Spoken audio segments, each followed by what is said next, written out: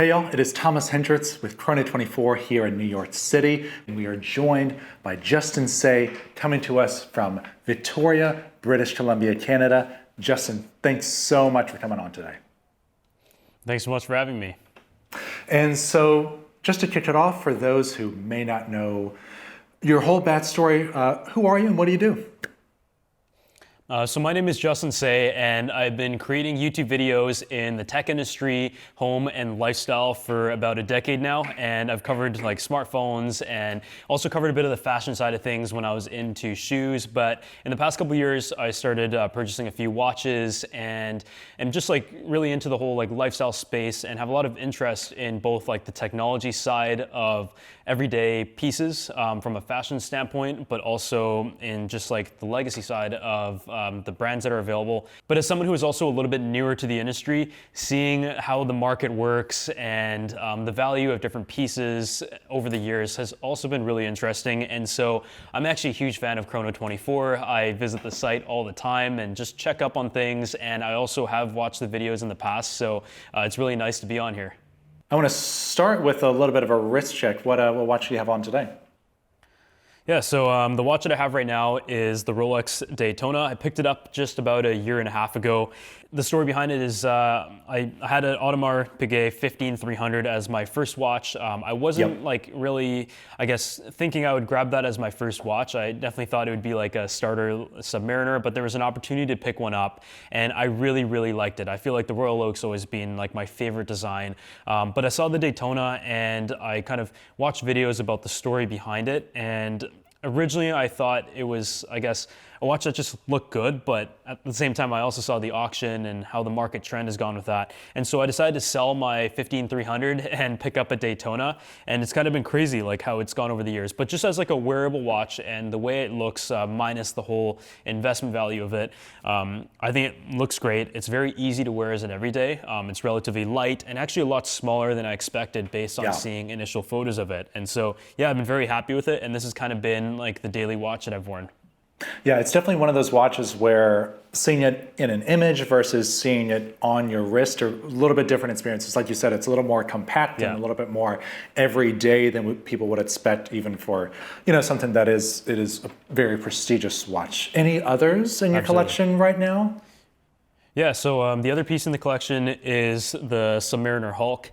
Yeah, this is a piece that I picked up like shortly after the Daytona. I wasn't really in the market for it at the time, but I did see that like stainless watches were kind of continuously rising in price, and I wanted to pick one up at some point, and I figured a green watch is something that just adds a little bit of color to my wardrobe. For anyone who watches my YouTube videos, they've never seen me in anything other than a black crew neck or a black hoodie, and so being able to show a little bit of, I guess, color from wearing this watch is nice. It is a little bit larger to wear than the Daytona. I feel like the Daytona is like the perfect size at 40 millimeters, but yeah, it's still a piece that I really like, and I feel like these are the type of pieces that I just like will not sell. I'm just going to keep them in the collection. They're starter pieces. The Daytona especially is one that I feel like will be kept very long term, but yeah, at the moment it is just these two, and I'm not really sure what the next one will be, but I've kind of been looking around recently, but prices have definitely been interesting in terms of how they've changed in the last year especially.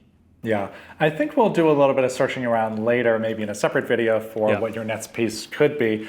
But I want to bring it back to a little bit more towards the beginning. How did you, especially as someone in the tech space, how did you get into the old fuddy-duddy world of watches to begin with?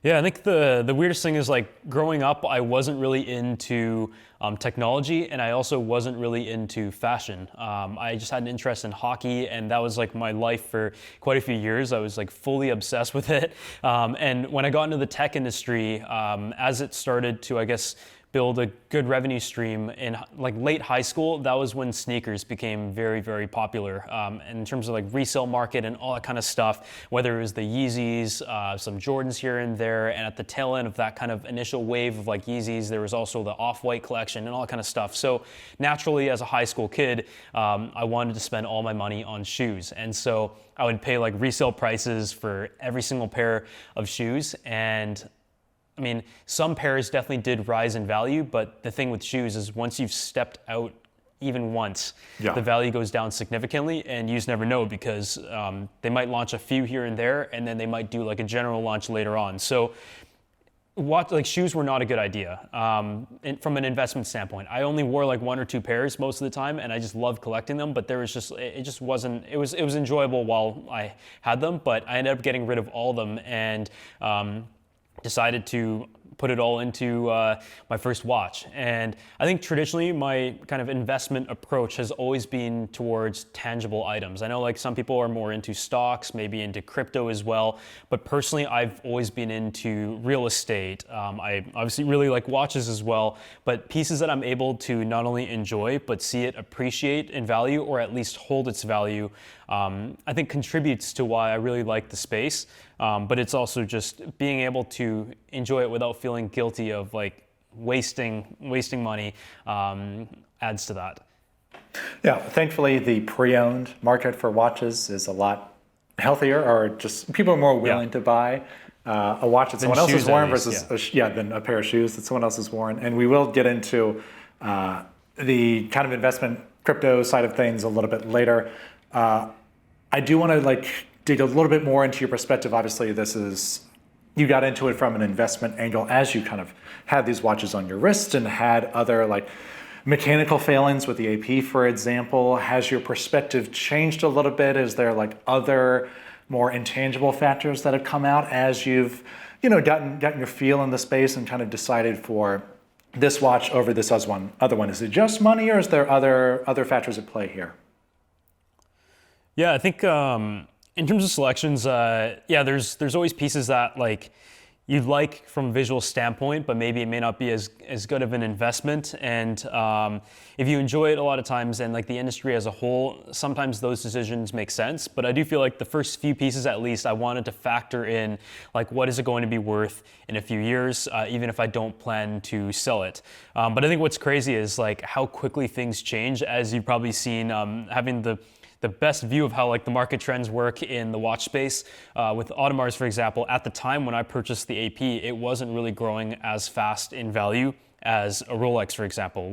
The smart option would have been to get a Submariner or a GMT or something like that, but I personally just really, really liked AP, and I was like, if there's just a chance to add maybe a little bit more money to my budget and go and purchase an AP as opposed to something that might be considered more investable at the time, then I was going to do that because it was kind of like a dream watch. But then now, obviously, a 15300 or a 15400 has gone up significantly, and it looks like any stainless watch couldn't have been a bad decision at the time, whether you held it or you decided to sell it a few years later and get a different one from that space. So I think from a perspective standpoint, I'm definitely open to adding more watches to the collection after seeing how these trends work. But at the same time, it's well, at what point are we paying the peak price? But yeah, I think it's fun to see. I do find whenever we go somewhere networking events or industry events, it really is a conversation starter.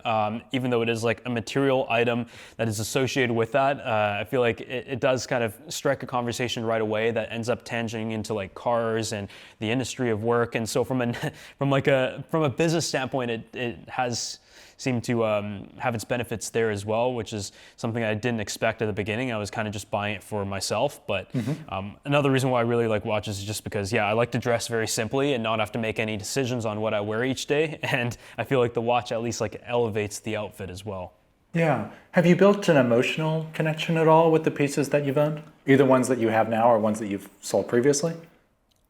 Yeah, it's usually with these type of purchases, I don't have too big of an emotional connection because I don't buy it from the showroom. I buy it from the secondary market. And I feel if I had waited 10 years or 3 years or 5 years, whatever I'm hearing the Daytona wait time is, there would be more of an emotional connection. But because I've been buying it from the secondary market, maybe slightly used, in this case the Daytona was new, but it was also from a resale price. it's more so like, is this a good entry point to purchase it right now? More so than I've waited so long to purchase this at retail.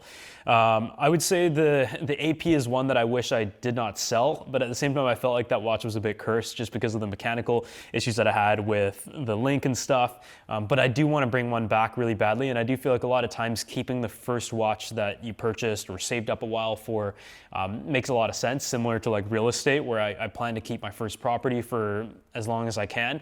Yeah. So yeah, maybe there's a bit of emotional connection on that 15300, even though I had a bit of bad luck with it. But I do feel like now, like this Daytona is one that I will keep for hopefully a lifetime. Yeah, it's a milestone, and it's like a talisman. I mean, you've hustled, you've achieved a lot in order to work up to this sort of level. So I think there is like something to be said for, picking the ones that you did. And yeah, I mean, they're companions in your day-to-day endeavors and everything you're doing. One question I want to ask you, and you hinted at it a little bit earlier, is that you'll go out, you'll meet people, you'll be at these events or traveling around the world. A conversation might start with watches and then move into other areas. I'm wondering what kind of Venn diagram there is between the tech community and the watch community. Are there people that do a little bit of both, or is it pretty siloed between one or the other? Yeah, it's I think within my industry alone, and people that do the exact same thing, which is like making YouTube videos, the majority of them are definitely into smartwatches and don't really understand the spend on like a watch, a luxury piece, or like clothing related stuff. But I also noticed in the tech industry, people are really, really into shoes, the resale market, the collecting aspect of it. And I do feel like there's a lot of like Venn diagram crossover between how like the shoe industry works and also the watch industry, but also between like watches and like modern day technology. There is a crossover that people might not like see from a surface level. I mean, the manufacturing processes, the craftsmanship and all that goes into each timepiece, as well as like some legacy watch companies also coming out with with smartwatches is also really cool to see. And I feel like there's a lot of crossover in that electric car space as well, and how legacy brands have launched their fully electric models while also adding their like bespoke signature that comes from their interior, their craftsmanship, and their experience after being in the industry for so long. So yeah, I think in the tech space, there isn't like a direct crossover, but literally everything in I guess the consumer industries have some sort of relation to technology, whether it's at a very small level or at an extremely high level. Companies are doing the QR codes, the NFTs, and trying to be up to date with it, whereas others are making full smartwatches. Yeah, and speaking of smartwatches, when we first started talking, I assumed you would just have a smartwatch given the world that you run in. There's the Apple Watch, which continually outsells the entire Swiss watch industry, and you have other more heritage brands like Tag Heuer and Hublot, who are coming out with their own smartwatches. I'm curious to hear your thoughts on where you think this segment of the market is going. Is it competing with the kind of analog segment of the watch industry, or is it more of like a gateway drug from one to the next? Yeah, I feel like it is a bit more of a gateway, but also a very different demographic. And as you mentioned, the smartwatch industry, I think based on like revenue data, it's about double.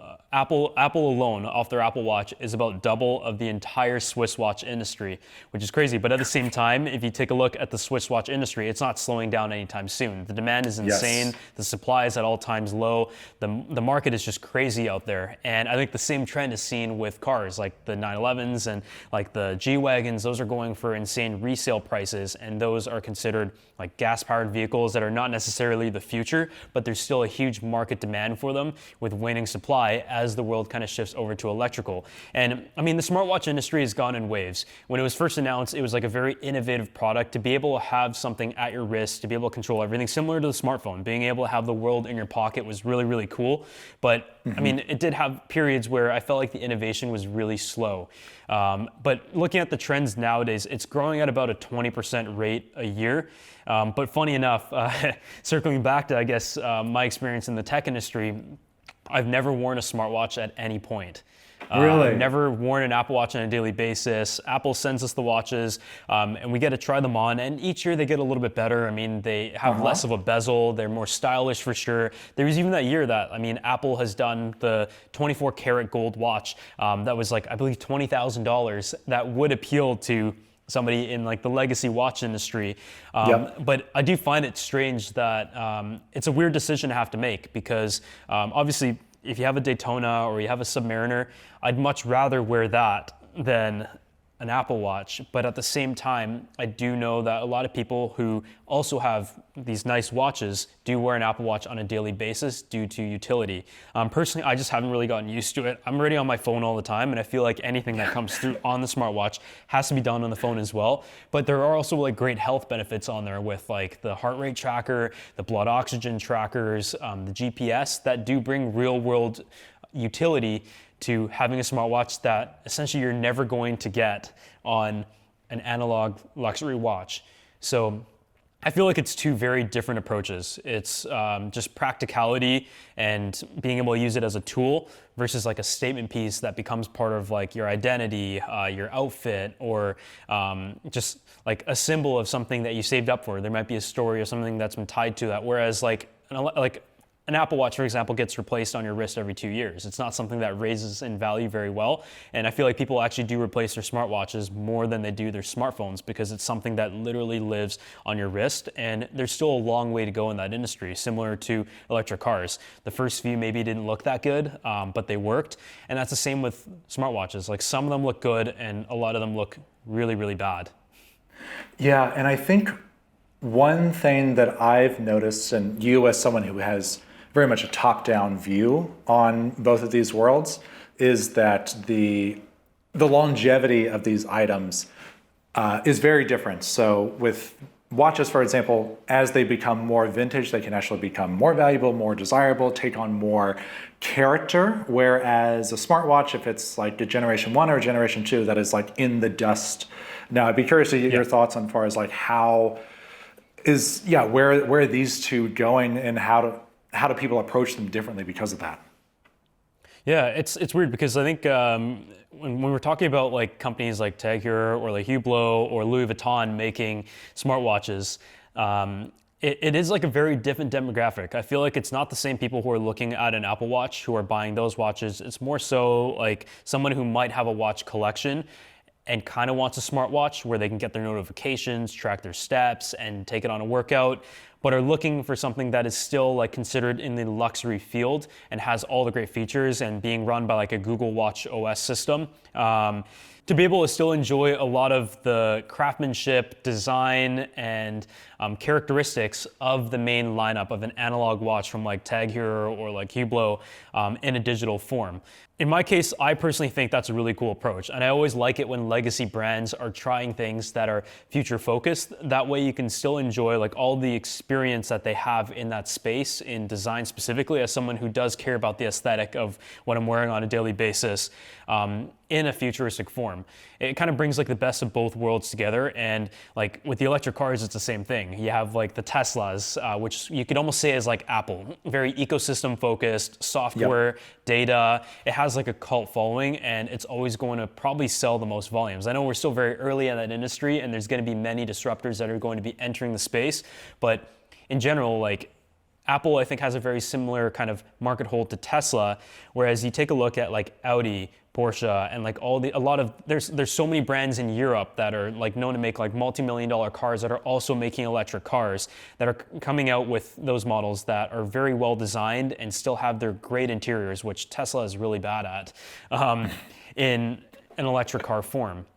I think that kind of crossover is very relatable to the watch industry, and that's like kind of what I like to see. Like I love how like Mercedes has like this crazy electric car that is the same interior as their regular vehicle, but at the same time has like a 56-inch screen on the front. So they've added that element of tech in, but it still has all the great metal finishes, the leather stitching, and all the small details that they're so good at.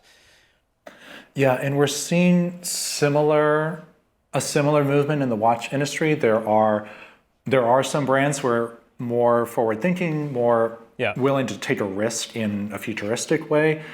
I mean, obviously you have the Apple Watches where you can get like a Cartier tank dial or like a Submariner dial on your watch. But then even from brands, the smartwatches that we talked about before from traditional luxury houses, but even, you look at the Bulgari Otto Finissimo Ultra, which came out at Watches and Wonders, late March, early April. You have the world's thinnest watch, 1.8 millimeters thick, I believe. Yeah, 1.8 millimeters. Yeah, which is a technological feat on its own. And then they slapped on a QR code, which corresponds to an individual NFT for the watch. I know personally from like a watch enthusiast perspective, a lot of people saw this as like an unhappy marriage where it's kind of like the research and design team developed this record-breaking technology and then they threw another watch on there. Do you think we'll see more of this or see it done other ways in the future as far as, watches and NFTs and digital versus analog? What kind of future are we looking at here? Yeah, absolutely. Like full transparency, and the NFT side and the metaverse side, I'm like personally not as interested in that space overall, but I do see pretty much every like large company that I follow is trying it one way or the other, even if they don't fully believe in it. Like you see Louis Vuitton, Gucci, all these companies have a very different approach. And I've also noticed certain companies in like the electric car industry, for example, are launching NFTs with reservations without any real plans of what they're going to do with it at the moment, but it's included anyways if they want to do anything in the future, including special perks and stuff. And when I was looking at like NFTs and like the metaverse in the watch space, I came across that like the Bulgari watch, and I thought that was really cool because with NFTs, some people believe it as like a great collectible item to like own a piece of something and have it officially registered on like the blockchain, whereas others think it's completely stupid that you'd spend that much money on like a piece of art that is not like tangible, you can't touch, feel, and enjoy it. And the Bulgari watch essentially brings both of those worlds together.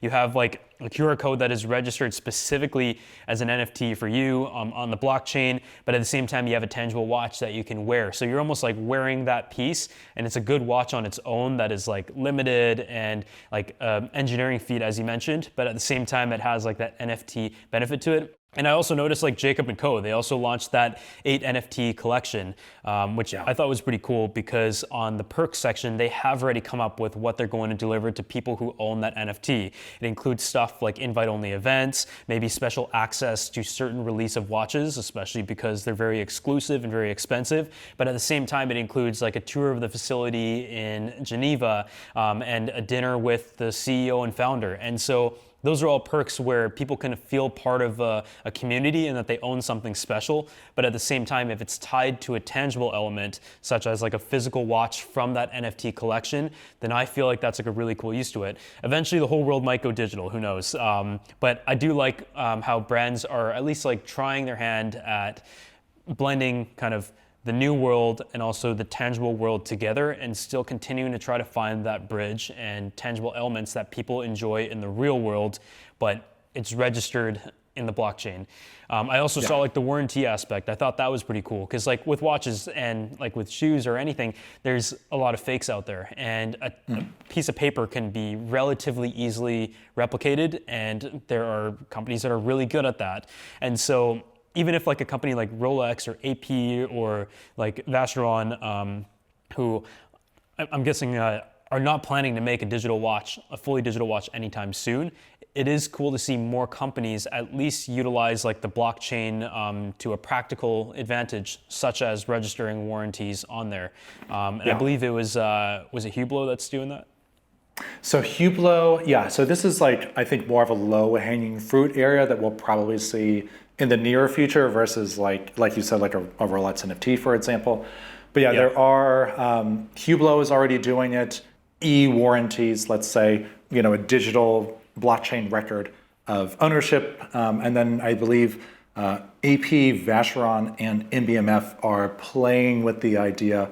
But there is some value there. If you get a watch, you have at least, like a digitalized medical record, essentially, of where the watch is from, who bought it, if there's been any service stuff. It all has to be manually uploaded, so there's a bit of friction there. And I mean, with like NFTs are transferable too. Sorry. Yeah. Yeah, no, exactly. So it's like you get, a digital lineage of where the watch is coming from, especially because they are being bought and sold now more than ever. I guess, absolutely. to kind of wind us down a little bit, are there any other areas where you see kind of watches and tech overlapping, whether it's like crypto or metaverse or NFTs or anything really? Yeah, I think like circling back to like more legacy watches, the way like that technology gets applied to manufacturing processes is also something that really interests me. I mean, as someone who's in the tech space, people would imagine that I really like the digitalized world, stuff that looks like very futuristic. But when it comes to like my interest in, I guess, interior design and why I like watches as well, is kind of how can we blend raw materials with like a modernized look.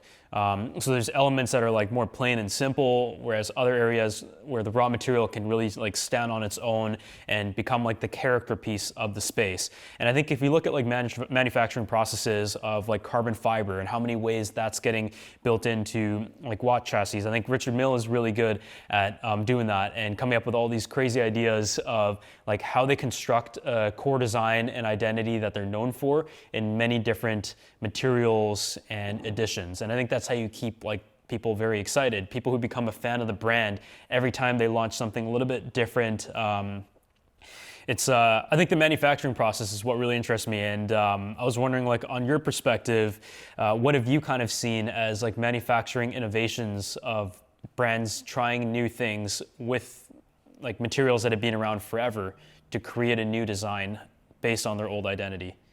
Yeah, I think you've really already touched on it. Like this year and then the last year, a couple of years has really been all about new materials and a lot of hybrid materials as well. The Moon Swatch, the Omega Swatch came out, and that was a bioceramic, which is basically just like an oil-based plastic, I believe. And then there's other IWC came out with the Ceratanium, which is like a ceramic titanium. And then there's other metal hybrids. Every brand kind of has their own own like kind of metal alchemy based on what elements they want to draw out. There's a way to reach the same end or even reach the end slightly better, just in newer ways. So I think what we'll probably see most is brands trying to do the old stuff in a new way and edge each other out, much like, Richard Mille does with making mechanical watches, but out of, very customized materials, basically. So I think, from my perspective, as someone who is into watches and primarily vintage watches even, from what I see in the future, it's mainly on the manufacturing side, and then other things like digital warranties, accepting cryptocurrency as payment for a watch. But probably in the near future, this year, even in next year looking forward, I'd say it's gonna mostly be on the materials and manufacturing side.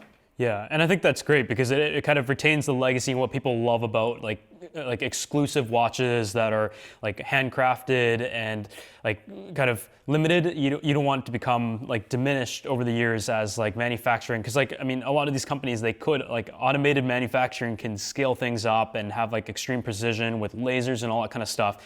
But I think it's interesting that you mentioned how they're finding new ways to utilize old materials. Whereas if you look at like the smartwatch world, it's new technology also trying to utilize old materials to be able to give a certain demographic a little bit of interest into trying the product. Like you take a look at Apple, they have ceramic, they've tried 24 karat gold. There's also been companies that have taken the stainless steel Apple Watch and have been able to gold plate it for significantly less than the real 24 karat gold. Apple's also used titanium, and those are all materials that if you take a look at like Richard Mille's list, for example, they've used titanium, ceramic, like there's gold options available as well. Yeah, I think that was the one thing that I'm wondering if any tech company is ever going to utilize carbon fiber in a smartwatch, or perhaps a legacy brand launching their smartwatch will utilize that carbon fiber element. So that'll be interesting to see. I understand it's probably, I don't know how much like carbon fiber costs to produce specifically, but I mean, ceramic, titanium, I think the next on the list should be like carbon fiber found in a smartwatch. I think beyond the materials cost, if you made something out of carbon fiber, you basically just name your price and people will buy it. At least that's my understanding of it. Yeah, they don't have to make too many. They can make a few and just price it absolutely insane. But I think, I don't know, it'll be interesting to see not only how legacy watch industry utilizes materials, but also how like the tech industry decides to utilize legacy materials and hopefully focus a bit more on design. I still feel like there are some good watches out there, but like in the smartwatch industry, a watch that doesn't have a bezel and has a rounded display is considered nice. Like the bar is not set very high for like an absolutely insane design. The most beautiful watch, smartwatch in my opinion, is like the Louis Vuitton Tambour Horizon, where like the glass wraps around the side. They have like customized dials towards that, but it also, as we mentioned and like we've talked about in this conversation, the demographic of smartwatches specifically doesn't always have like the biggest crossover with people who are looking at like collectibles and luxury watches. Yeah, there is a lot we could talk about here, even more than I thought we could when we first started. And obviously only time will tell, to use a dumb pun, about what's going to happen between these two worlds. One last question just to wrap it up here, Justin, is do you ever go off the grid? Do you ever take a break from tech? Or are you just hustling 24/7? That's a good question. Not really. I mean, I guess my whole lifestyle is built around this just because I started when I was like a teenager. I was making a joke a few weeks ago. I mean, the flight to Vietnam was like 17 hours, and that's probably like the longest I've been disconnected from the internet for, just because usually if there's the option to buy internet on a plane, I will, but that was like a flight that was extremely far. So yeah, I was disconnected for almost a whole day there, but I mean, I like elements of life where it's like more analog, but at the same time, I understand that having digital tools can be used to an advantage as long as it doesn't become overwhelming. But at the same time, it's also a world that we live in where there are so many options in terms of software, tools, technology, that at some point you kind of want to just like keep it nice and simple. And my approach to interior design and home tech has been relatively simple. I don't actually have like a very like smart or automated home, and the same goes with like watches. Like I'm ready on my phone, I'm ready always like within 10 feet of a computer, so I don't feel the need to add a smartwatch to kind of close that loop. And so like that in that element, I'm into the luxury collectible watches. So I think having a good balance in life with those types of things is good, and same with cars. Like I'm like very conflicted on that. I've liked electric cars, but I never wanted to get one until like recently, and so yeah, I think if we revisit this in 5 years, it'll be crazy to see like whether the world has gone more digital, faster, or slower than we expected. Yeah, Justin, definitely pencil me in for a catch-up appointment 5 years from now. I'd love to see what you got going on. For those of you that don't follow Justin, Justin, where can they find you online? You can find me on YouTube, on Instagram. I mean, I started posting a few TikToks here and there, but we won't talk about that. I think YouTube is definitely where I'm on the most. Be sure to check out Justin's channel if you have not already. Thanks so much again for coming on. I'm Thomas Hendricks with 2024 here in New York City. We'll have a watch hunting episode with Justin coming up, so stay tuned for that. And in the meantime, enjoy your watches.